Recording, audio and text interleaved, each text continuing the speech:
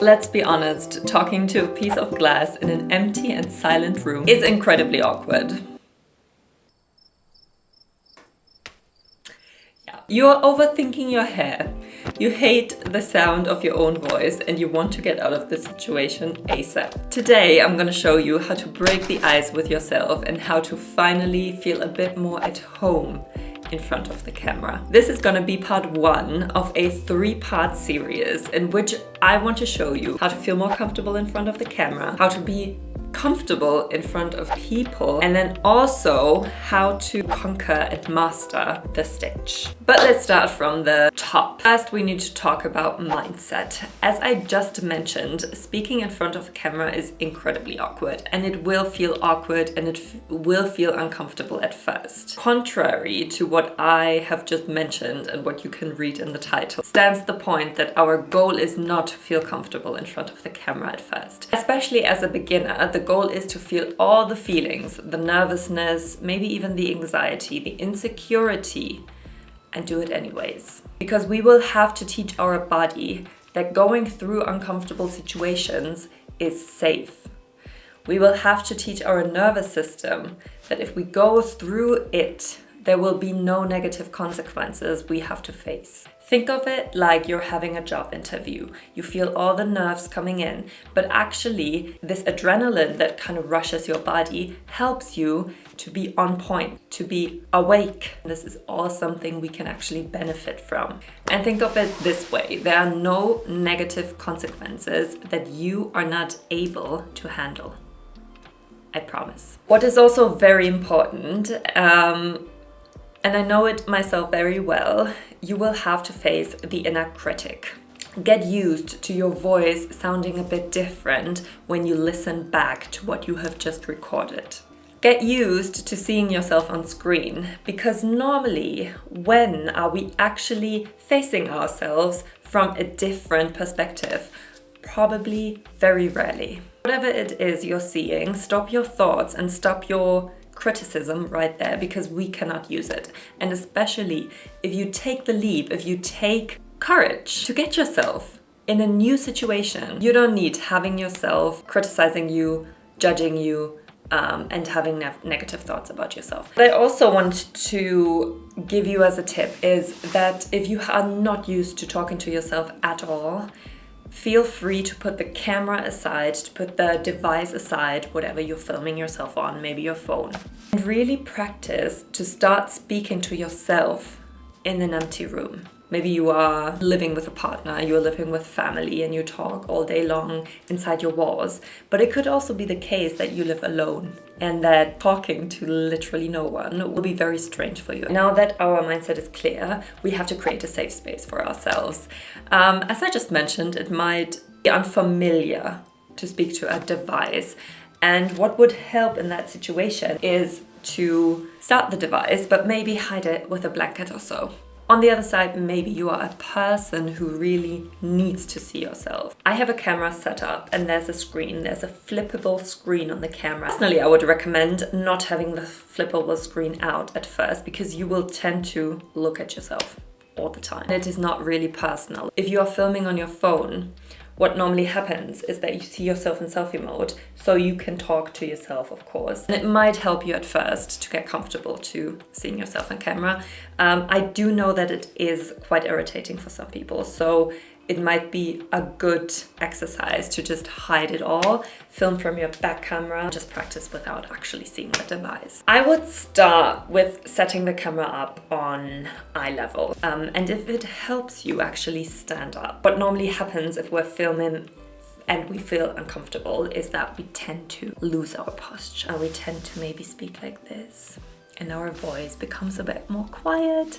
Or as women, we tend to speak like this because we have learned that we are more approachable. So it can actually help if you stand up, because it naturally will give you a better posture. That already leads us to the next topic, which is bringing the performance. I already quickly, briefly mentioned it.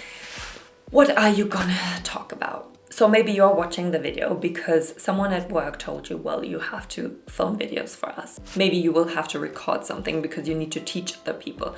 Whatever it is, if you want to practice first, I would recommend you to choose a topic that you adore, that you love, because this is what we need on camera. On camera, we kind of play with emotions. If I were at work right now, I would probably talk a bit more professional. I would try to bring my work side. I would try to explain you something, and there's not many emotions involved. If I'm being a content creator who is filming a vlog, there might be more emotions and feelings arising that need to be portrayed on screen. So honestly, if you start practicing, pick gossip. Pick a story you love to tell, or pick like a nerdy topic you're obsessed with. If you love it, I guarantee you the camera will love it too. Now, another thing I would recommend is imagine you are talking to a friend. Do not set yourself in the scenario of who is going to be the audience, because sometimes we tend to imagine all the people who could potentially see the video, and it totally throws us off. Imagine you're talking to your favorite colleague, your mom, your dad, your friend, your partner, whoever it is, just so that you feel more at home doing it. Okay, one thing that is super important, and I want you to know that from the beginning on, the camera swallows energy. I work as a fitness instructor, so I teach Zumba classes, and sometimes when I film videos, I will have to give 150 to 200%, because otherwise the videos will look extremely boring. I cannot tell you the exact percentage because I have heard people saying 60% is being swallowed, 80% is being swallowed. Whatever it is, you will have to bring more energy than you would probably normally do in a regular conversation with someone. What will actually help you, what we have already talked about, it is gestures, and it is your facial expressions as well. You can also play with is your voice, because if you want to tell a secret, you might go a bit more quiet. And you can do very, very, very dramatic breaks. Or you can just keep on rambling, whatever you like to do. There's a lot of things you can actually play with, and I encourage you to test it out, to try it out, because you kind of have to get into acting, and it is fun. It can be very fun. Find your own style. This is super important to me, because what might naturally happen is that you search for people on the outside, look at TV hosts, whoever it is, and you will think that you will have to act like them. If you are naturally a very quiet person, I don't want you to go in front of the camera and suddenly be... Whatever is your strength will also be your strength on camera. Right, let's go into preparation. When I worked in a marketing agency, we had a YouTube channel, and I was filming a few videos for the YouTube channel. And what we did was we wrote a script, and then we had a teleprompter from which I could read the whole script that I wrote previous to filming, just out loud. So I didn't have to memorize anything. Personally, I'm not a fan of teleprompters because I see it. I see people's eyes moving from left to right. But by all means, go for writing a script or notes. I do the same. Come prepared. It always helps to be prepared for something. One more question there is to watch or not to watch. Many people do not like watching their content back. What I also know from conferences, for example, where you give a speech or a talk, you normally get footage from your talk. And I know people that just do not watch what they get back. They have delivered and they don't feel the need to because it throws them off. It is a personal choice, of course. I would recommend watching your footage back. It's the same as going to the gym for years and years and thinking you have the perfect technique.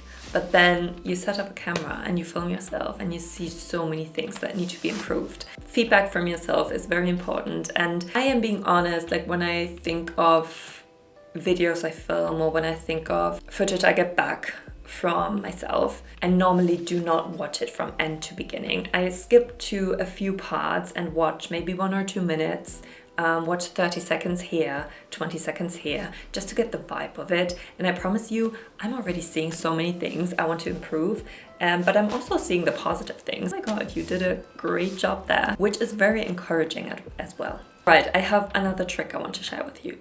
I'm setting up my device and I'm telling myself, I'm gonna film this video. Might be watching a few snippets back for myself, and then it is gonna be deleted. Gone forever. Maybe not forever if you're using your phone, but if you're filming on the camera, it should be deleted forever. In your mind, you know that no one is gonna see what you are just recording. And we all know how difficult it can be as soon as other people come into the picture with their opinions, with their judgment, with their thoughts on what you're doing. And even if they wouldn't even see the footage that you're filming, your brain might immediately go there. And the last very important point I want to make is radical ownership. The intention with filming a video is normally that someone is going to see it, because otherwise why would you even bother? So you will be exposed at one point. There might be certain fears that come with it. Think about what you are afraid people will see of you. Is it your insecurity? Is it your shyness? Is it a part of you that they normally don't see? Take those fears seriously. Do not hide from them, because ironically, what you are trying to hide the most is exactly what people are going to see. Important. You do not have to share anything that you don't want to share. You can choose what you allow people to see from yourself. I don't really like the word authenticity, but if I'm gonna use it right here, the most authentic people are the ones who are okay with all parts of themselves, with the positive ones and with the negative ones. The ones you see on stage, owning themselves, being there, in their full presence, are exactly those people. So all in all, what I can say, it is a practice. You will get more comfortable, you will get more used to it the more you do it. And maybe it is not your favorite hobby out there, but it can be something that will leave you encouraged and that will leave you feeling successful. And I really hope this video helped you in some kind of way. So thank you for watching, take care, and I'll see you for part 2.